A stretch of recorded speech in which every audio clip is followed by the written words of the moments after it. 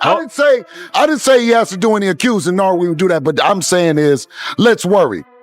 If you watch what happened to Devin, Devin just came out and said the damage is done after the fight. You can never go and repair that. So let's be cautious, let's be prepared, and at the very least, join 365 Nevada, 365 drug testing like Devin is doing. Just now, Bill Haney gave Crawford a very strong warning before his fight with Canelo. A scary warning of what could go wrong if you are not ready for this level. Following what Haney said, it was clear that what he had said was correct. He didn't just say nice things about Crawford. He said, Canelo is big, and kudos to Crawford for stepping up. But does Crawford need to worry about more than just boxing? Absolutely. The bell didn't go off. Haney didn't say much, but what he did say was very important. When these kinds of fights happen, the real danger isn't always in the hits. Fans don't see it. Crawford might be going straight into the part of fighting that doesn't happen on TV. Even Canelo did not hold back and gave a clear warning to Crawford. It was clear to him that what he did to Saunders could happen again. Yeah, you watched Saunders fight, right? Which one? The Saunders. Oh, he pissed me off. He pissed me off. Yeah. So it's gonna be almost the same. It's gonna be bad. Yeah, very bad. Oh, wow. Okay. This was not just talk. Canelo's thought is fixed. The way he mentioned that fight says he's bringing that same intensity into this one. When Canelo battles with emotion and memories, he meets a different type of danger. He's not only coming to box, he's about to break down. Crawford may be facing the most fired-up Canelo we've seen in years.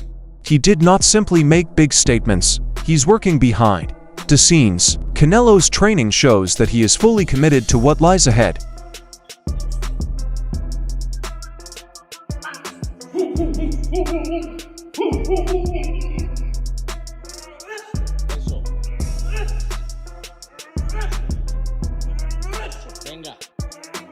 Every punch, drill, and round is aimed toward one goal: dominance. This is not casual training. It is planned, intense, and personal. Canelo knows who he's up against, and he's refining every weapon.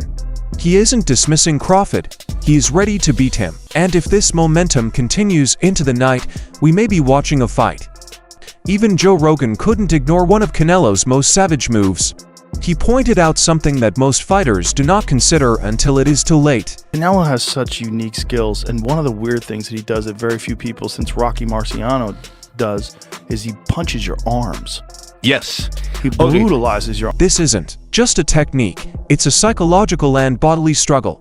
Canelo dismantles his opponents piece by piece, not just with head hits, but also by hitting the body in long-lasting ways.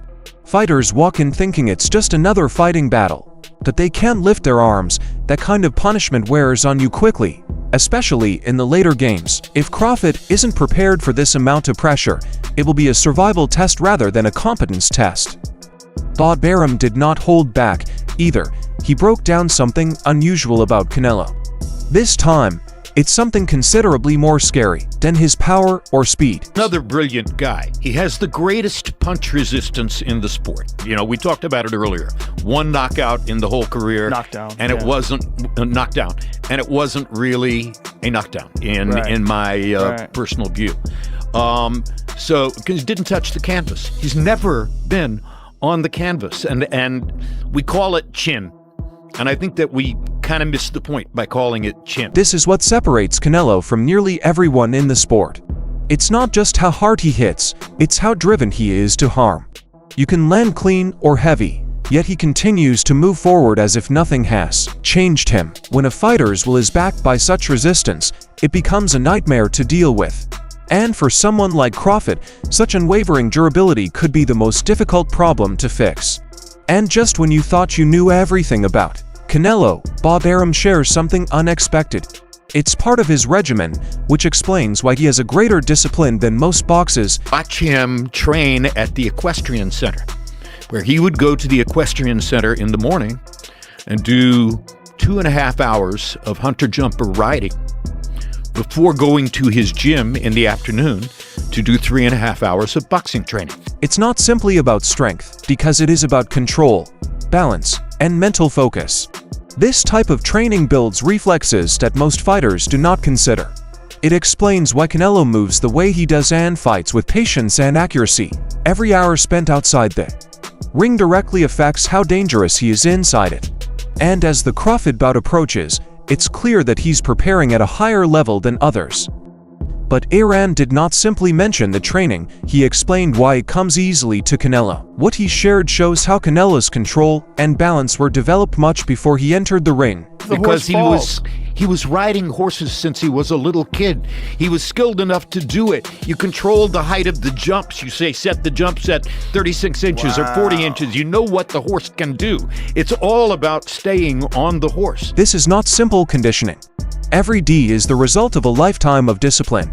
Canelo's ability to command his footwork, stay planted under duress, and remain calm in the middle of pandemonium, everything is linked. Learning to tame a big animal at a young age gave him a mental edge that fighters cannot replicate in a camp. It's why his pose never wavers, even as the pace quickens or the crowd gets louder. That type of serenity may be his most dangerous weapon going into the fight against Crawford. On the other hand, Crawford is not the sort to be frightened. He respects Canelo's resume, but he won't buy into the hoopla without revealing the truth. Canelo got a great resume. You know, I'm not going to take it away from him. He's fought a lot of great champions, but, you know, at the age that he fought him in, you know, you know, they was already on a decline, some of them, you know, and when he didn't, you know, you see what happened. You know, he fought Laura, you know, and I thought Laura beat him, you know. He fought, you know, Mayweather. You see what happened. He fought Bivol when he went up and tried to be great like I'm doing. And, you know, he came up short. You know, when he fought my boy from Texas, you know, they gave him problems. But, you know, it is what it is. I got the style. I got the skills. I got the heart. And I'm not going to sit around and, you know, play no games with Canelo, you know, because he's not going to play no games with me. And it's going to be a good fight. And I'm excited. Crawford's statements show more than simply confidence. They are calculated. He studied Canelo, recognized the patterns, and knows exactly where the flaws are. This is not a fighter looking for a paycheck. He is a man with a plan and something to show. He isn't looking for respect. He's going to get it. And if Canelo expects this to be another walkover, he could be in for a hard night. Crawford's explanation shows that he is not simply talking. He believes every word. There's a storm coming, and both men understand that only one can escape unscathed. But Crawford isn't just talking. While the media focuses on the bows, he works hard behind the scenes.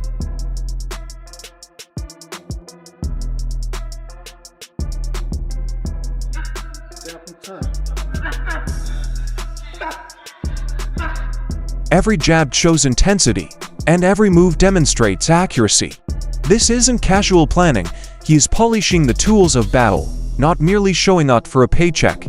Each session displays discipline, hunger, and a strong desire to shock the world. It is the type of focused training that distinguishes greats from legends. If Canelo's camp isn't paying close attention, they might be underestimating a problem they can't fix.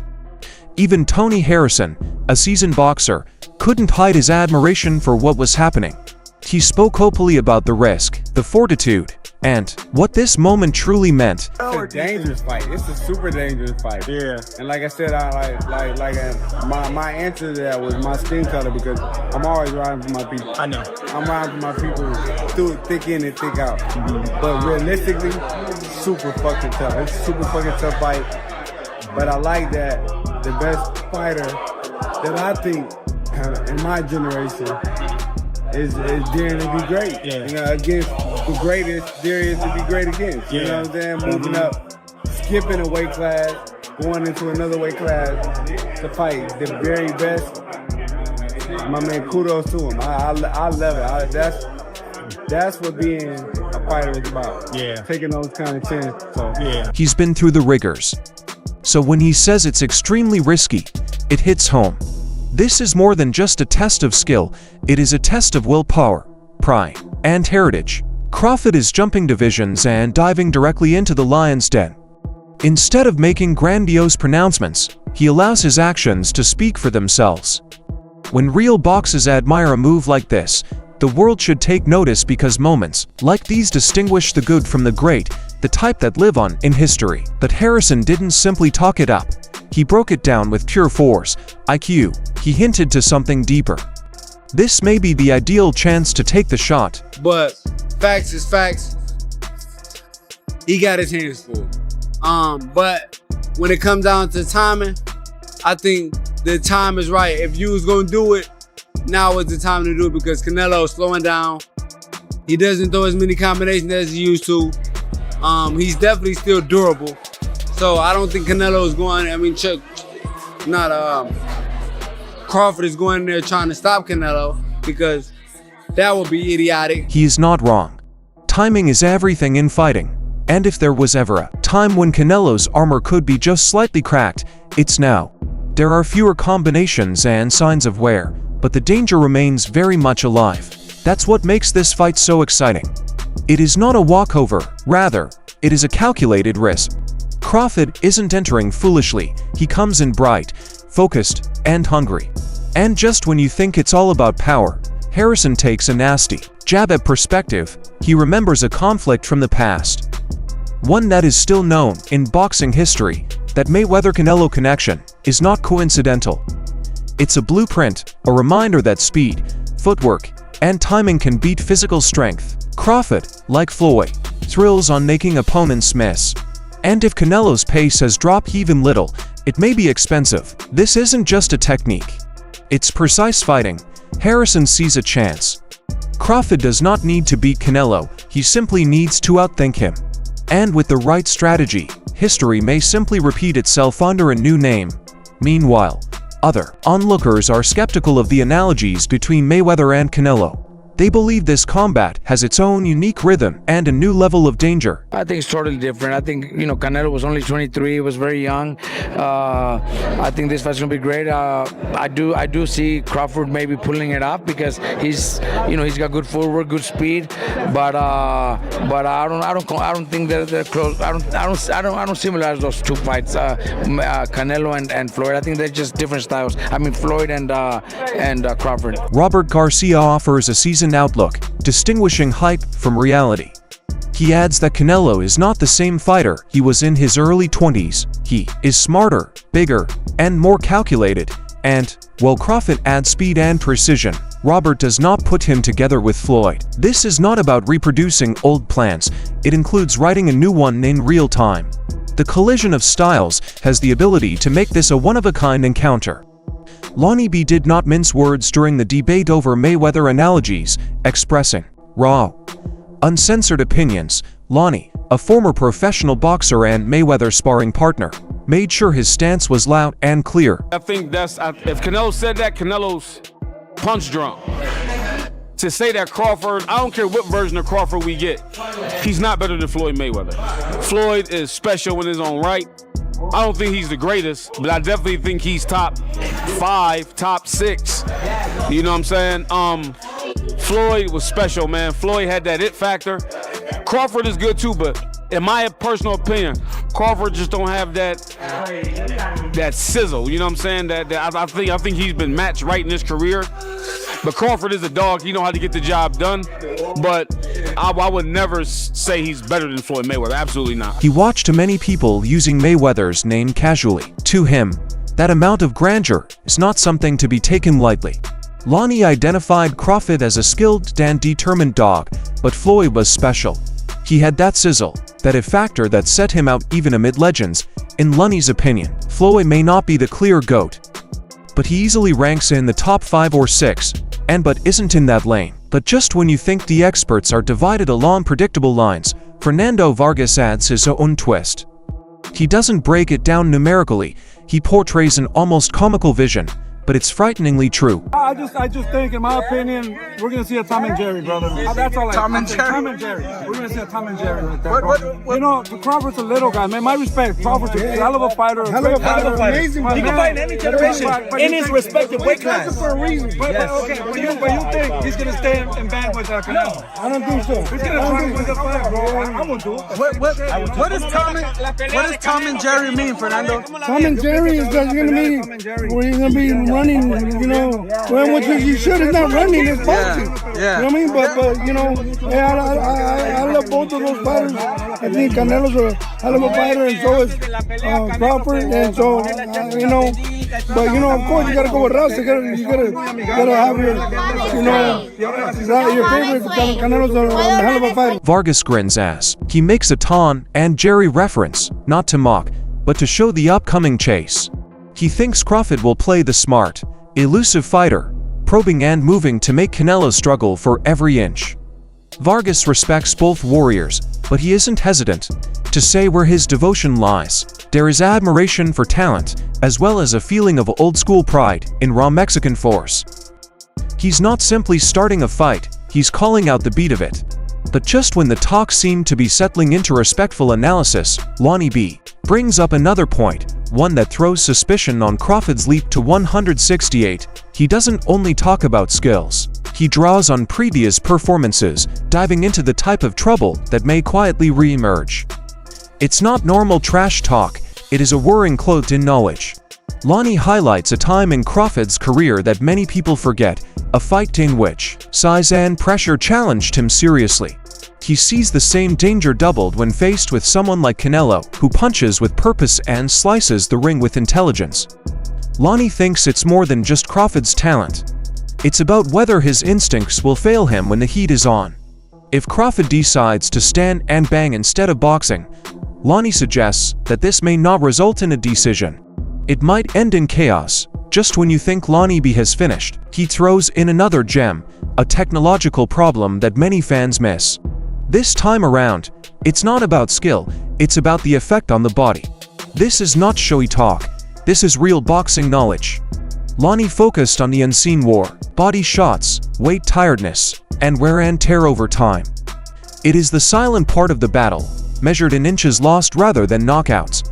And for someone jumping to weight classes, every pound counts, as fans discuss who is faster or sharper. Lonnie's admonition serves as a reminder. In the later games, the grind, not the flash, will break you.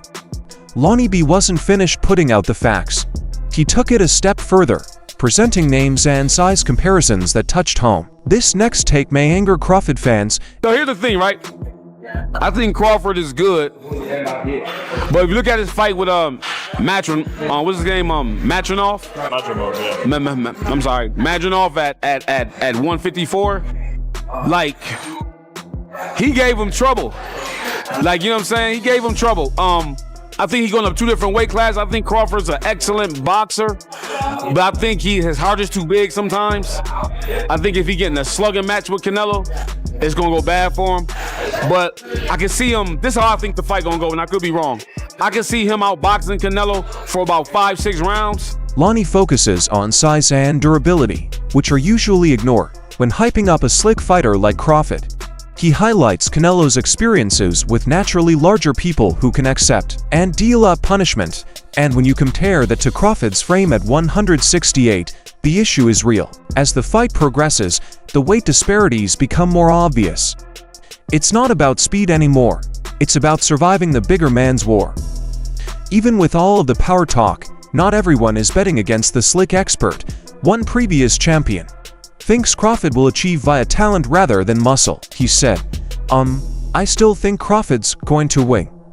Yes, I believe Sarah will box him. Mikey Garcia is unflappable in this brief yet bold prediction. He knows the task, but relies on Crawford's great boxing IQ. It's not always about the strength. Sometimes it's about movement, timing, and knowing how to deconstruct a storm piece by piece. Mikey's words introduce a fresh dimension to the discourse. One that tells fans that even titans may be outboxed. As the fight approaches, the real question arises, can skill actually defeat bait when the pressure is on? While many focus on height and power, others keep returning to what truly wins fights: preparation and basic ring knowledge. And there is exactly where Mikey Garcia focuses. He stated that he had been training, you got the IQ skill level. Mikey is not impressed by weight classes or knockout reels. He sees the quiet grind behind the scenes, the road work, the training, the mental toughness. Mikey thinks Crawford's discipline and combat IQ could swing the scales in a fight where one strike can alter everything. Mikey bets on the person who knows how to dodge that punch totally. It serves as a reminder that while Brute may start a fight, bright minds frequently end it. However, few can speak to both athletes' experiences. Like Daniel Jacobs, he's been in the ring with Canelo and experienced Crawford's rise personally. And what he shared has weight. Jacobs does not depend solely on headlines or highlight reels. He's seen Crawford grow from the ground up. From amateur spark to expert fire, more than just skills. The hunger caught his attention, that deep inner fire that does not show on stat sheets, but determines who walks away with their hand raised. Jacobs, who faced Canelo, knows the magnitude of Crawford's challenge. Even yet, he has a feeling something dangerous is about to happen. This is not just another fight, it is a message waiting to be made.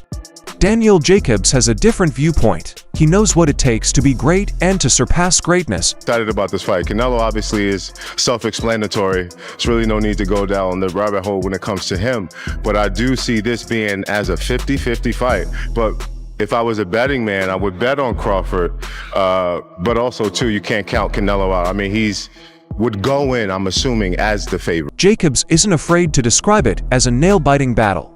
On one side, there's Canelo, a proven force known for his power, accuracy, and presence. Crawford, on the other hand, is sharp, calculated, and driven by a desire to achieve. Finally, this fight is about more than just titles and custom. It's about pride, power, and showing who truly controls the game. Both Canelo and Crawford have earned their places at the top. However, only one may walk away with the win. Everyone has an opinion on everything, from clashing news to insider forecasts. But the ring shows the final truth. This looks to be one of the most interesting games in recent years. Crawford's IQ and timing are amazing, but Canelo's experience and toughness can never be underestimated. It's the traditional fight of skill versus power, hunger versus dominance. Regardless of who wins, we are in for a war.